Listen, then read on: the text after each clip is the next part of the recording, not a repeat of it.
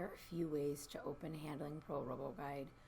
Generally, you're going to have an icon on your desktop, but in the left corner, your start menu should be under Fanuc, Robotics, and Handling Pro is what we want. Clicking Robo Guide would be fine as well.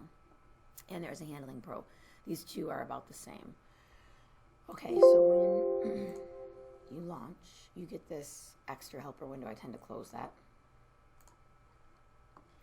We go to File, New. And creating a new cell is somewhat takes a long time. Like, it seems like it takes a long time compared to other softwares. So we're going to go through all 8 of these things, but really not change anything. So we go next. Yours will probably say, when you finally get to do this, Handling Pro 1. I have a lot of ones that I just have made over the time. So we've been through work cell name, creation, application, and tool. That's usually by default, so we're not going to choose the other ones. I've mentioned a few times that there's lots of different robots that we could open, a lot of different models, but we tend to always play with this R200IC165F for a little while. Again, you're just going to click next, next, next. Finish when the time comes, when you get to come back to class.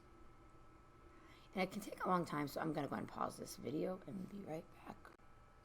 So the robot has opened now, and I can right click and move this around. I can use the wheel on my mouse to zoom in and out. I can hold Control and then right click and pull the ground. So this is just right click. This is Control and right click. I don't look at this often, but you could cheat and look at mouse commands here and mouse shortcuts here. That's the icon. This is the faceplate of the robot, and when you buy a robot, there's no gripper attached yet, or EOAT, end of arm tooling. I'm going to click the Teach button. I'm going to turn it on because I know that's just a common error that happens. By default, it always opens up in joint mode. So we now know that we have different jog modes. We're at 100% on the speed right now. So I'm going to press chord to get to the next jog mode. We're not going to talk about jog frame yet. We are going to talk about world.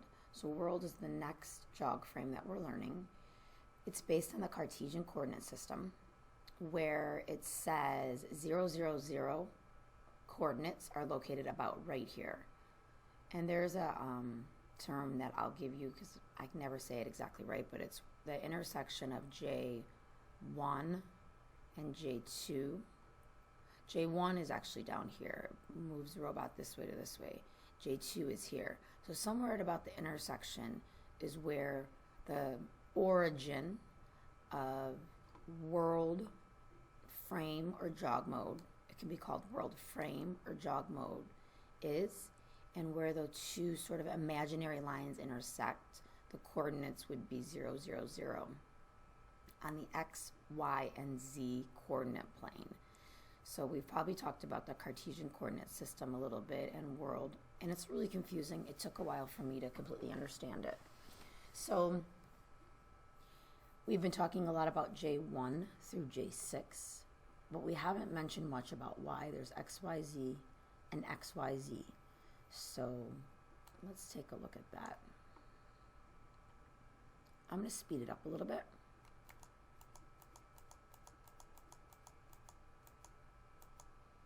And I'm in world. Something tricky about world is actually it doesn't like when J5 is straight. So you can go to current position when you're in virtual, when you're in this software, not on the real robot. You can't do this on the real robot, but I can come to J5. I can come to any joint and put in a number. So I'm going to go -90 and press enter. So many times, once we get going in class, you will use this current position tab to give information for potentially joint, XYZ, not so much user.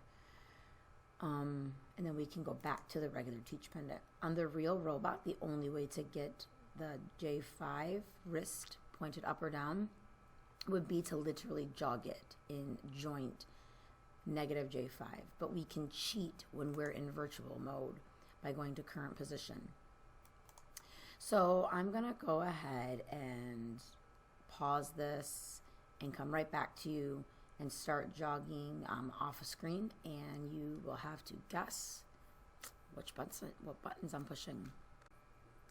Okay, so I am going to jog the robot using the basic top 3 buttons on the teach pendant. Even though XYZ is duplicated at the bottom of the teach pendant, we'll talk about that soon. So you'll either respond with X, Y, or Z. Which one of the buttons on the teach pendant am I pressing to make this robot jog using the world frame? You don't have to tell me positive or negative, but just which button, did that jog. Something about the world frame jog mode is it jogs in a really straight line. More than one joint can move at a time. So I just moved this up and down. What button, X, Y, or Z, did I press on the teach pendant?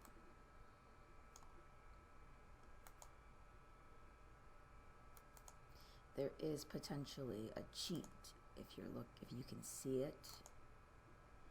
There is a bit of a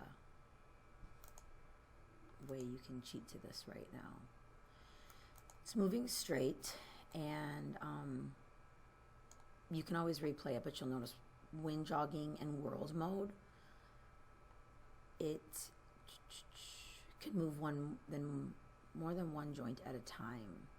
So, and it moves in a really straight way. If you know you need to pick something up right here, trying to get usually the end of arm tooling, the top of the EOAT, the gripper, over to where you're trying to get to can be difficult when jogging in joint. So you will get very used to it, understanding how I might bring my robot down and over